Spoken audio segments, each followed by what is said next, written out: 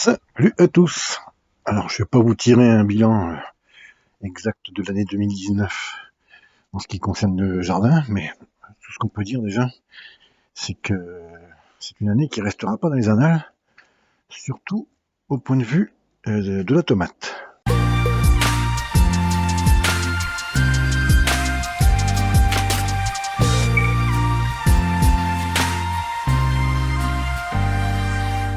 Alors, souvenez-vous, ces deux plants qui étaient en pot, qui étaient bien chouchoutés, etc. À partir du mi-avril, hein, j'avais fait ça. Si vous vous souvenez, j'avais fait un concours aussi pour savoir à quelle date j'allais avoir ma première tomate. Donc c'était le 14 juin et depuis ces deux plants déjà m'ont comblé l'absence de tomates puisque en France je crois que tout le monde a manqué de tomates jusqu'à au moins fin juillet, et c'était mon cas. Donc ces petites tomates d'ailleurs qui n'ont pas trop grossi, qui devraient être beaucoup plus grosses, mais justement les conditions climatiques ont fait que ça a bien réduit la grosseur surtout. Et du coup, je me retrouvais avec ces deux plants jusqu'à fin juillet, ouais, jusqu'à temps que j'ai mes tomates au potager, mes grosses tomates. Et donc celles-là ont fait le joint, comme on dit. Ça m'a bien sauvé, parce que si on avait su après tout ce qui s'est passé, j'en aurais fait peut-être même plusieurs en pot comme ça. Maintenant qu'on est mi-septembre, ils ont bien donné. On s'est servi quand même pas mal dessus. Et puis maintenant ils sont morts, hein, ils sont grillés. Il reste plus que. On a fait une petite récolte hier, je crois, oui, c'est ça, hier. Et là, il reste plus que les dernières petites qui sont encore un petit peu oranges, mais bon, c'est juste anecdotique. Ça sera vraiment pas beaucoup. Et j'ai coupé depuis très longtemps je les ai étêtés pour pas qu'ils grandissent plus. De toute façon, ils étaient un peu au maximum de leur grandeur, parce qu'en plus en pot, ça limite un petit peu, je trouve. Alors ces deux pieds, je vais les enlever du pot dans pas longtemps, parce que de toute façon, ils ont fini de donner. Ils sont morts, ils sont secs. Enfin, morts pas tout à fait, mais bon, on va considérer, hein, puisqu'il n'y a plus de récolte à faire dessus. Mais on va aller voir aussi ce qui s'est passé un petit peu au potager. Première chose, une des rares satisfactions cette année, enfin cette saison, pour moi avec les tomates, c'est la structure qui a plutôt bien tenu, voire même très bien tenu, même si ça tend un peu les cordes, etc. Mais non, tout a bien tenu. L'observation principale qu'on peut faire, c'est la météo, hein, cette année, qui a engendré pas mal de choses. Alors, on commence par le mois de mai-juin, qui est très humide, voire même très pluvieux, froid, frais, enfin tout ce qu'on veut, qui font végéter les plants de tomates qu'on vient de planter, puisqu'on les a plantés mi-mai, voilà.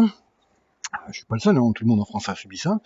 Et puis après, ça s'arrête de pleuvoir, il arrête de faire frais, puis d'un seul coup, 15 jours après, ou à peine une semaine après, il fait canicule. Donc il fait plus de 42 ici, pendant 4, 5, 6 jours, je sais plus, je me rappelle plus, mais bon, c'était la folie, quoi. Donc là, c'est pareil, hein, les tomates, autant en dessous de 8 degrés, elles aiment pas trop ce qui se passe. Et puis au-dessus de 32, on va dire 30, 32, 34, je sais pas exactement, mais c'est pareil, hein, ça se met à végéter aussi bien légèrement, et du coup ça ne pousse plus. Donc ce mois de mai-juin frais, qu'est-ce que ça a engendré, qu'est-ce que ça a eu comme impact? Et puisqu'elles étaient en train de pousser, et qu'elles n'avaient pas ce qu'il fallait, puisque souvent ils faisaient largement en dessous de 8, 10, et donc les tomates végétaient, quoi. Enfin voilà, hein.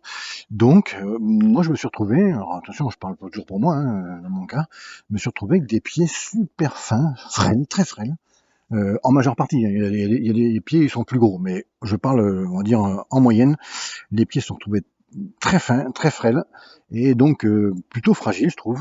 Et la deuxième conséquence, c'est que je pense que, à part pareil, toujours pareil, il y a toujours des exceptions, mais à part quelques pieds, le restant n'a pas poussé au maximum de sa hauteur, et on se retrouve avec des pieds plutôt nains, je trouve, cette année. Des pieds comme ça, qui font, c'est pas un mètre, à peine un mètre, voilà. Et j'en ai un stock comme ça, comme celui-là aussi. J'en ai un stock, ce qui fait que je suppose que c'est vraiment dû au climat, à la météo, puisque les autres années, ça ne faisait pas, quoi. Autre incidence de la mauvaise météo, c'est ce genre de pied là, qui est monté. Alors lui à la bonne hauteur, pas de problème. C'était cœur de bœuf, je sais plus quoi, japonais, je crois. Même largement assez haut. Mais par contre, bon, le pied tout frêle évidemment, comme je vous ai dit tout à l'heure. Et puis déjà, tout au début, t'es déjà un peu malade. Des couleurs, enfin marron. Vous voyez la différence qu'il y a entre cette couleur et les couleurs d'à côté du pied. Voilà, celui-là il est déjà un peu marron. Il est déjà fragilisé, tout faible. Les fleurs, évidemment, bah, avec la canicule, bon, ont cramé. Ça, c'est, je crois que c'est partout pareil. Voilà. Voilà, si on détache un petit peu, voilà. Je vois même pas ce que je filme parce que j'ai le soleil en pleine figure, mais ça doit être, on doit le voir quand même. Et du coup, bon, voilà, hein, ça a tout cramé, les pieds fragilisés. J'en ai quelques-uns, comme ces deux-là aussi, qui ont été très fragiles depuis le début. Au fond, très fragiles depuis le début. Bon. Une autre incidence qui a eu avec la mauvaise météo encore, c'est surtout, moi j'ai eu une première vague de fruits assez petits, ou alors difformes, ou alors mal formés. Évidemment maintenant j'en ai plus, mais j'ai eu mon lot, voilà, des, et encore voilà, des fruits tout bizarres. Et puis avec la deuxième canicule, ça l'a fait un petit peu aussi, et entre deux et après, bah ça a pu récupérer. Mais voilà, il y a eu, je sais pas si chez vous ça l'a fait aussi, mais beaucoup de fruits mal formés et difformes. Et donc avec tous ces petits ennuis climatiques, à la fin, bah, on arrive à avoir des tomates, mais pas à la bonne date. Moi, d'habitude, j'ai des tomates vers, allez, au plus tôt de ce que je me souvienne, j'ai eu des tomates vers le 20 quelques juin, 25 juin. La moyenne, je pense que c'est aux alentours du 5-8 juillet, quelque chose comme ça. Puis là, il a fallu que j'attende fin juillet. Voilà, mais largement fin juillet, bien tassé. Ce qui fait que bon, avec une vingtaine de jours de retard, donc elles sont quand même arrivées. Alors maintenant, il y en a partout, c'est sûr, on sait plus quoi en faire comme d'habitude, mais du coup, bah, on les a bien attendus. Encore une des rares satisfactions que j'ai eues cette année, avec les grosses cornues des Andes, qui sont plutôt balèzes cette année, je trouve, justement. Lui, le pied l'a pas pris beaucoup, je trouve. Il est monté très haut, de plus de 2 mètres. Les tomates sont très belles, sont très bonnes. Avec mon lithotamne, j'ai réussi à maîtriser le cul noir. Là, je suis content. C'est un peu comme l'année dernière, donc ça y est, je pense que c'est une affaire résolue. En mettant ce genre de produit au pied, on arrive et encore je parle trop vite, ouais, j'allais dire on arrive à tout maîtriser, non. Parce que vous voyez les dernières là, justement, ah bah ça y est, voyez, le lithotamne a été sûrement avalé par la plante, et puis maintenant, les dernières séries, là, les dernières arrivées, eh ben elles l'ont, vous voyez, bon, j'ai parlé un peu vite, mais bon, c'est quand même une belle satisfaction parce que, voilà, il y a que celle-là, hein. Donc c'est vraiment les dernières qui, je sais même pas si elles pourront mûrir, vous savez, on s'est servi quand même tout l'été, au moins depuis 2 mois, de tomates cornues des Andes qui ont toujours ce problème. Ben là, vous voyez, je ne l'ai plus depuis 2 ans. Alors si on regarde bien on va plus loin, avec les tomates cerises. Alors, j'étais un peu surpris cette année aussi, parce que elles n'ont pas été beaucoup plus précoces que les grosses d'en bas, que celles d'en bas. Normalement, elles arrivent quelques jours avant. Et ben là, pas du tout. Là, j'avais des Saint-Domingue, là c'était des pink taille. Là, c'est les tomates duveteuses, là, les tomates poilues, là, j'appelle ça. Les tomates, comment je me rappelle plus d'ailleurs, je sais plus. Enfin bon, il y a le mot blanche dedans, je sais plus comment ça s'appelle. Et puis après, voilà, bah, ça, par contre, ça a pris du sec aussi, hein. En plus, ils sont un peu écroulés, parce que j'avais mis ces fameuses spirales là, qui tiennent rien du tout. Mais bon, même les ai attachées entre elles depuis le début, mais bon, ça s'est quand même écroulé.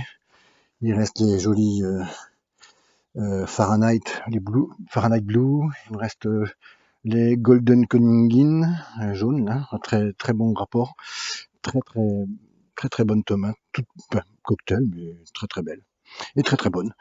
Les miels du Mexique et encore quelques-unes qui, je sais plus celle-là c'est quoi, ouais, je sais plus non plus. Peut-être les la bicolore, voilà. Et puis là, je sais plus non plus. Tomate cocktail bleues, je me rappelle plus comment elles s'appellent, quand elles mûrissent, elles sont rouges et rouge foncé. Et celles-là sont pas vraiment arrivées non plus, elles sont arrivées pratiquement en même temps que les grosses, alors c'est vraiment une surprise. Comme ça a eu un impact direct sur les tomates, cette mauvaise météo, ben évidemment, ça va changer un petit peu la donne pour les graines, puisque, comme je vous disais tout à l'heure, beaucoup ont été mal formées ou difformes, ou pas à la bonne grosseur, les pieds n'étant pas assez, grands. Ça a pas donné je pense que ça n'a pas donné les tomates qu'on espérait et qui sont qui sont données pour un poids et une taille pour respecter la variété. Et donc, c'est ce que je disais l'autre jour à Patrick de mon biopotager. J'avais laissé un commentaire en disant que j'allais sélectionner mes tomates, parce que là, j'ai quand même 43, bon c'est pas grand chose, hein, mais j'ai 43 variétés de tomates différentes. Alors ici, je me recule un peu sur tout l'ensemble ici de grosses tomates, ce sont 30 variétés et 60 pieds. Alors seulement, des fois il y en a un, des fois il y en a trois sur une seule variété, mais bon, à la fin ça fait 30 variétés, 60 pieds de tomates.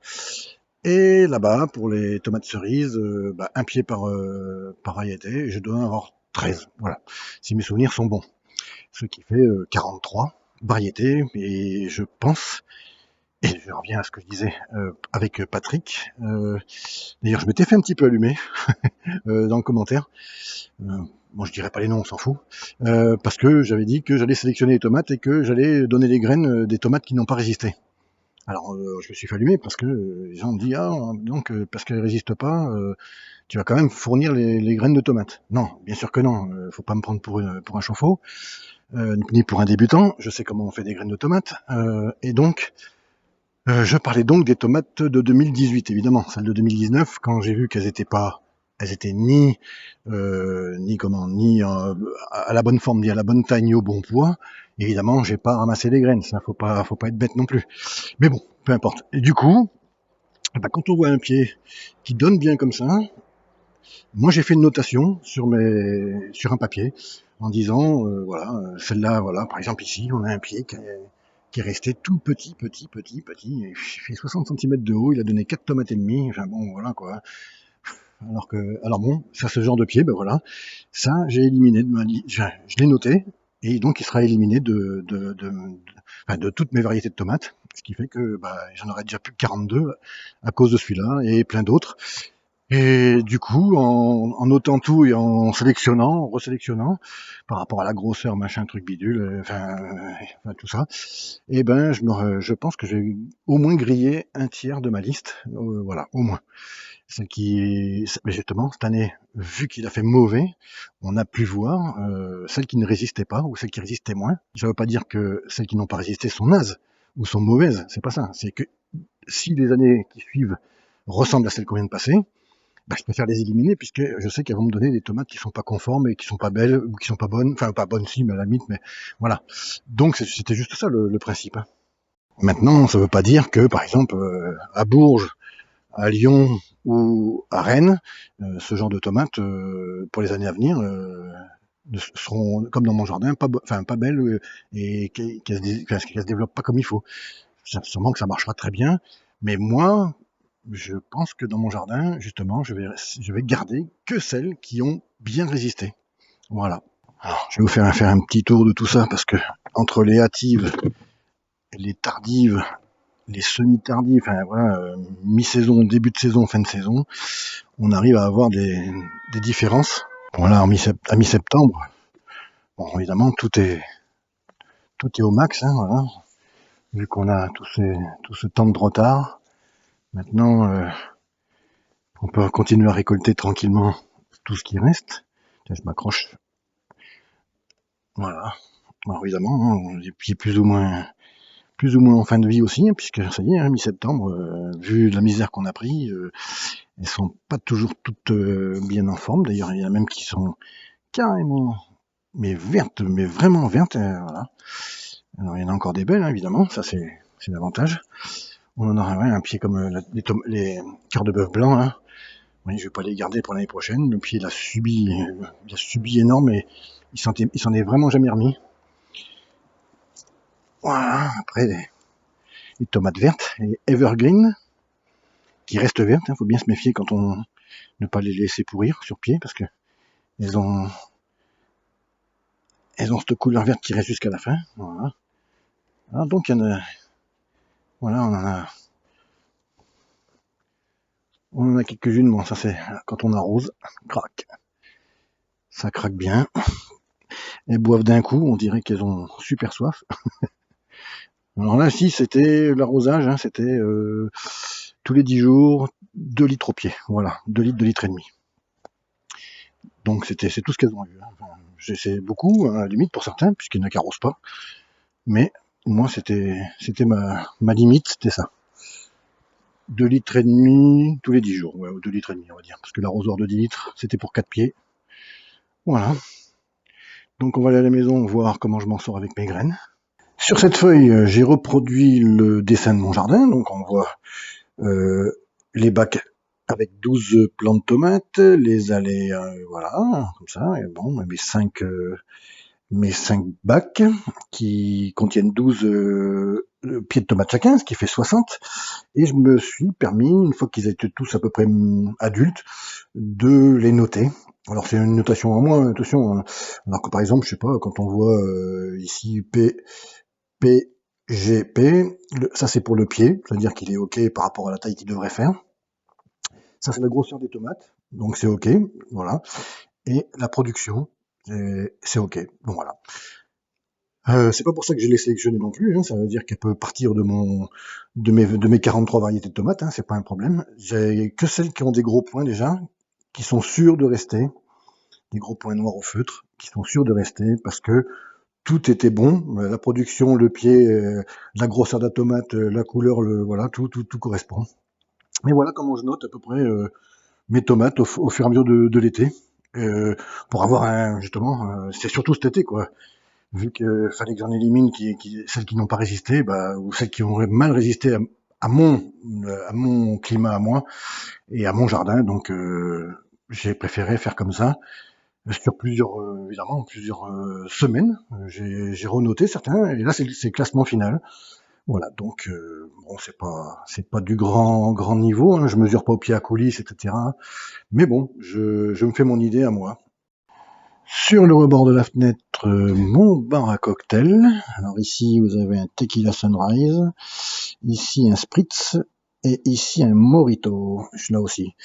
Non, pas du tout. En fait, ce sont mes graines qui sont... D'ailleurs, c'est pas très ragoûtant. C'est en train de pourrir. Et puis tiens, pendant que j'y suis, je vais vous donner un dernier petit conseil. Si vous faites vos graines vous-même, surtout celles de tomates, évitez de les faire sécher sur un papier absorbant. Là, voilà. Moi, je l'ai fait sécher sur des quarts d'assiette en carton. Voilà, tout bêtement, le truc de pique-nique, là, voilà.